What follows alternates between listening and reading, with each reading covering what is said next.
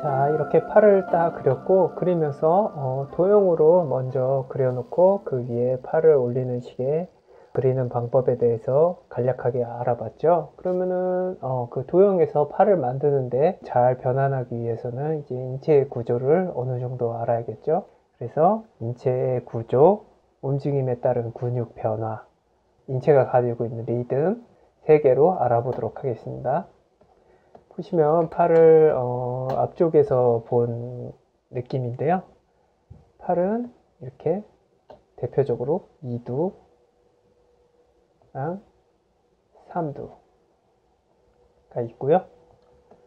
이거를 상단이에요. 이쪽이 상단이고, 이거를 붙잡고 있는 하단 근육이 이렇게 이 상단 근육에 맞물려 있습니다. 이렇게 맞물려 있는 거예요.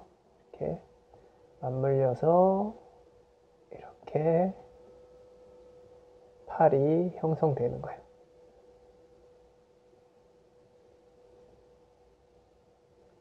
이렇게 하고 어깨에 붙어져 있죠. 이렇게 어깨에 붙어져 있다. 이게 팔이 옆모습으로 보면 이게 팔이죠. 그래서 1번, 2번 이렇게 붙어져 있다. 이런 식으로 구성돼서 이 팔이 움직이겠죠. 이 하단은 움직이고 정면에서 보자면 이렇게 돼 있는 거예요. 이렇게 돼 있는 물체랑 쉽게 설명해서 이렇게 돼 있는 물체랑 이렇게 돼 있는 물체랑 이 붙어 있는 거예요. 이렇게 해서 하단과 상단을 이루는 거예요. 이게 간략한 팔의 모습이에요. 근데 실제적으로 어떤 인체는 이런 딱딱한 블럭이 아니잖아요. 그래서 리듬을 갖고 있어요. 이게 보면 이두 같은 경우에도 이렇게 생겼습니다. 실제로 우리 몸통 안쪽이 더 길어요. 이두는 일자가 아니라 또 어깨 쪽이 더 깁니다. 이렇게 돼 있어요. 이렇게 돼 있고 밑에 팔 몸통도 짧은 쪽은 더 위로 갖다 붙어져 있고 긴 쪽은 밑에서 갖다 붙여져 있습니다. 그래서 이런 식으로 구조가 돼 있어요.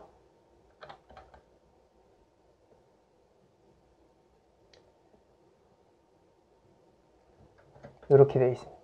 팔은 이렇게 돼 있어요. 그래서 어깨에 붙어 있다는 거. 이렇게 어깨에 붙어 있습니다. 1번,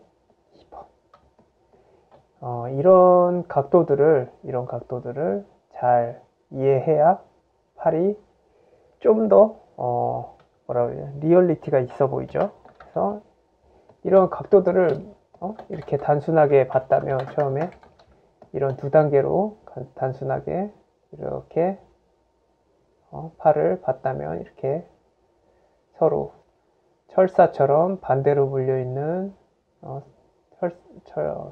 사슬처럼 반대로 물려있는 이 구조에서 이런 기울기 같은 게 맞춰줘야 돼요.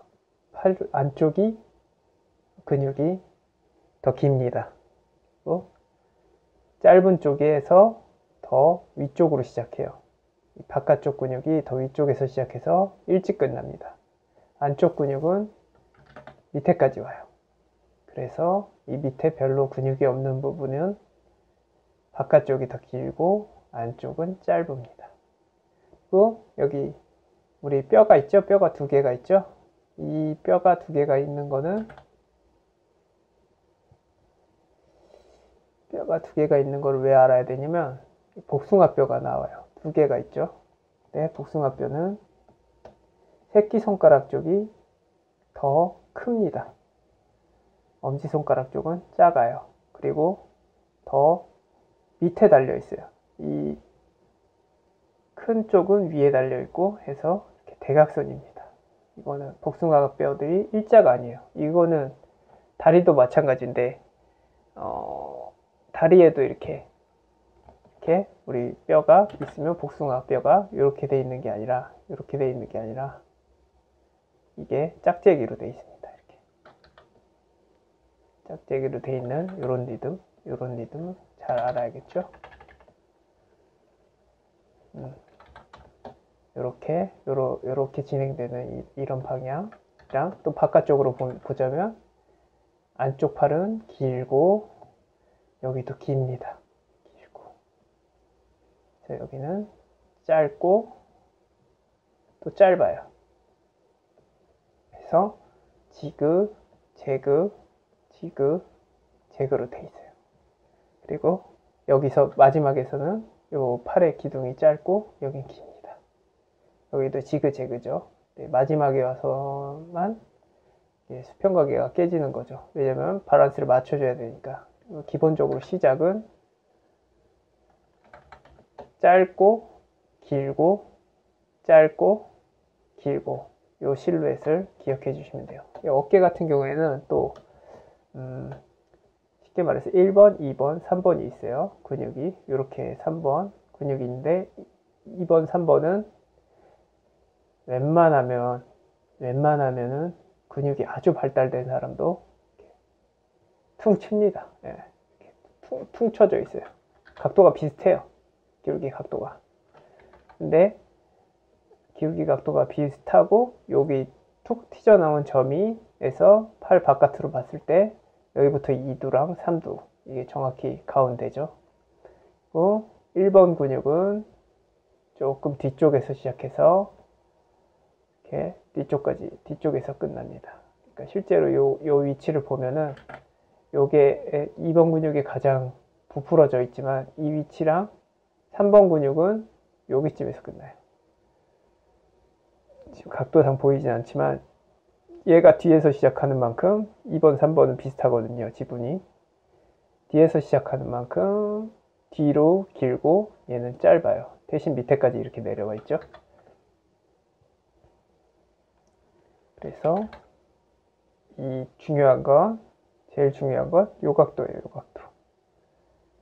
1번이 제일 안쪽까지 파고들어서 이렇게 원만하게 있다가 이렇게 가운데 꼭지점을 상대로 이렇게 가파르게 2, 3번은 이렇게 뭉탱이로 봐도 좋다. 3번은 이렇게, 1번은 이렇게 하고 이 각도에 붙어 있는 아까 배운 이렇게 두 개가 이렇게 위 상단이 이렇게 해서 존재하고 여기에 반대로 사슬처럼 묶여 있는 이렇게 붙잡고 있는 거죠. 이렇게 붙잡고 있는 거예요. 이렇게 이해하시면은 편하다. 뒤쪽 보실 텐데 이제 뒤쪽도 쉬워요. 뒤쪽 리듬도 알아야 뒤쪽 팔도 그리겠죠. 뒤쪽에는 이렇게 하트 같은 근육이 있습니다. 이게 삼두의 모습인데 안쪽이 굉장히 큽니다. 그리고 바깥쪽은 얇아요. 여기 보면 이렇게 하나로 되어 있지 않냐. 사실 이렇게 되어 있는 거거든요. 그리고 바깥쪽 근육이 같이 보이는 거거든요. 이것도 얘가 이렇게 해서 안쪽으로 파고들어 있고 근데 이런 건 사실상 잘 안 보여요. 그냥 뭉탱이로 보이고 이렇게 옆에서 볼 때는 그냥 하나처럼 보입니다. 이 두 개가 옆에서 보면은 이렇게 한 덩어리처럼 보이게 돼요. 그래서 이렇게 표현된다. 이런 거는 지금은 생각할 필요가 없어요. 사실 보면 빛에 따라서 요 세 개가 거의 하나처럼 보일 때도 있어요. 하나처럼 보이고 밑에서만 이렇게 갈라져 보인다든가 뭐 이런 것들이 빛의 방향에 따라서도 또 막 근육이 어떤 합쳐지기도 하고 막 여기까지 다 이두같이 보이기도 하고 막 이런데 그런 거는 복잡하니까 나중 얘기고 사실 근육 구조만 보면 이두는 여기부터 시작해서 이렇게 좀 작아집니다. 삼두도 여기서 시작해서 또 작아지고 요 가운데 보통 사람은 거의 안 보이는데 운동을 많이 하면 여기에 근육이 좀 생겨요. 이게 근육이 이것처럼 이렇게 벌크라고 하죠. 부피감을 갖고 있는 게 아니라 이렇게 그냥 볼록 튀어나온 게 있다고 보시면 돼요. 그 뒤로 이렇게 밑 하단을 받쳐주는 근육이 몰려 있는 거죠. 네, 이런 식의 구조만 하시면은 팔을 그리는데 문제가 없으실 것 같아요. 그리고 근육도 이렇게 근육이 굉장히 많은 사람을 그릴 때는 보통 실수하는 게 다 울룩불룩 이두도 울룩불룩 무조건 근육이 있으니까 이렇게 그리는데 그렇지 않아요. 이렇게 팔이 펴져 있을 때, 이렇게 쭉 펴져 있을 때는 그거에 따라서 이렇게 쭉쭉 펴져요. 쭉쭉 근육들이 쭉쭉 펴집니다. 이 근육 같은 경우에도 쭉쭉 펴지죠. 근데 반대로 힘을 줬을 때는 이렇게 볼록, 수축된 곳은 볼록, 이렇게 벌어진 곳은 이렇게 평평하게. 그리고 여기 같은 경우에도 근육에 힘을 주면, 이쪽에 힘이 안 들어가더라도 전체적으로 몸에 힘을 주면 팽창되죠. 이거 같은 경우에는 벌어져 있으니까 이렇게 쭉쭉 펴지죠. 펴지고 팽창하고 이런 관계가 있어요. 여기 같은 경우에도 이렇게 힘을 줘서 약간 팽창은 어떤 팽창은 했지만 그렇게 막 이렇게 그리면 안 되는 거예요. 이렇게 그리면 근육이 많다고 해서 이렇게 그리면 조금 그림이 뭐 틀렸다고는 할 수 없는데 이게 약간 유치해지죠. 어떤 팔의 방향에 따라서 근육의 모양도, 근육이 굉장히 많은 사람도 이건 마찬가지예요.